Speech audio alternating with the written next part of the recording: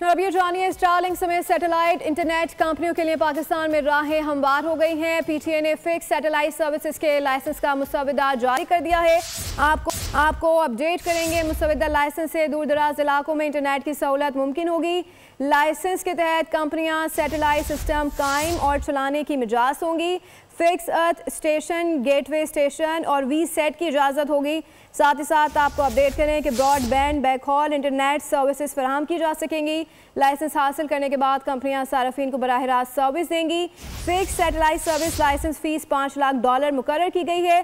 कंपनियों को पाकिस्तान में कम अज़ कम एक गेटवे स्टेशन कायम करना होगा।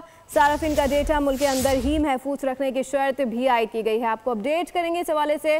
स्टारलिंक समेत सैटेलाइट इंटरनेट कंपनियों के लिए पाकिस्तान में राहें हमवार हो गई। पीटीए ने फिक्स सैटेलाइट सर्विसेज के लाइसेंस का मुसविदा जारी कर दिया है और पीटीए ने फिक्स सैटेलाइट सर्विसेज के लाइसेंस का मुसविदा जारी कर दिया। लाइसेंस के तहत कंपनियां सैटेलाइट सिस्टम कायम और चलाने की मिजाज होंगी।